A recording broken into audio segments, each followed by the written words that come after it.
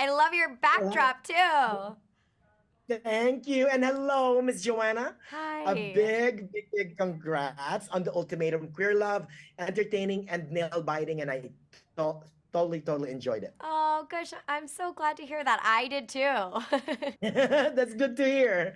In the beginning of the show, you mentioned you're non-queer, and that's fantastic. So, what got you interested in joining the Ultimatum Queer Love as the Well, host? Netflix asked me to be a part of the show, and I immediately said yes. If I am going to host any type of show about love, celebrating queer love what is something that we should be doing. We should be doing it more often. And I knew Netflix felt so passionately about it, and I knew that it was going to be an amazing experience. I had no idea how special and compelling it was going to be. Oh, and so the experience was all worth it then in hosting the show? Oh, yeah, absolutely. I was literally let in so generously by all of the people that were on this show into their lives, into the most vulnerable moment of their lives where they were putting their heart on the line on both sides and really willing to burn down the house in order to make it out on the other side.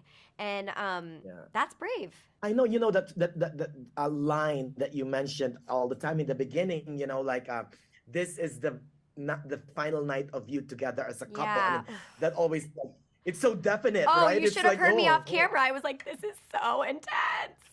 Everyone's like, get it together. You're hosting. I was like, but I'm stressed out. Yeah, I Give felt our it. viewers a little now give our viewers a little tease, Miss Joanna. What can they expect from this new season? This show is, someone described it earlier as gripping. It really is. It is a roller coaster. It's like when the train leaves the station, it's off.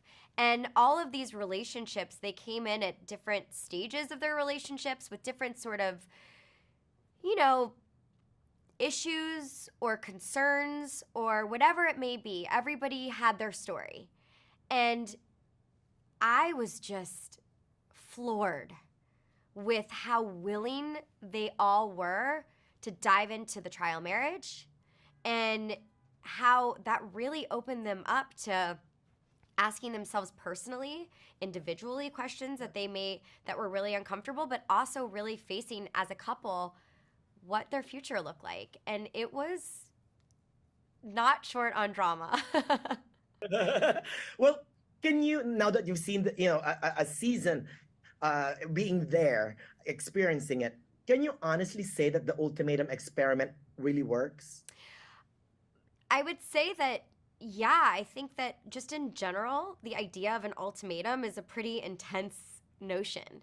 I think it only works as well as the willingness of the participant and really giving into the experiment, if you will, of, opening yourself up to a potential new mate, what that could mean. And I think that it meant something different for everybody. For some, it meant that they were falling in love with someone new. For some, that it meant that they were building a relationship and a friendship that was going to withstand the test of time, which is equally as valuable, in my opinion. And they were all learning about themselves. It was really revealing. And especially when you're in a relationship with someone new that's kind of showing you and mirroring all of your junk. I thought that was really interesting too, because it's so easy with resentments and time and history of relationships to kind of chalk it up to that. But when it's someone new and they're throwing it at you, if you're really there to learn something, you can't help but say, oh, I got to maybe take a deeper look at this. Yeah, it's true. Thank you so much. I'm in a relationship too, so it's like I learn a lot of stuff watching Yeah, it. me too. I'm in a relationship too, and I'm learning a lot of stuff. Well, thank you so much. A big congrats on the ultimatum again. Queer love. It's at the end of the day, it's all about love, and It I is. love it. Me too. Thank you so much. Thank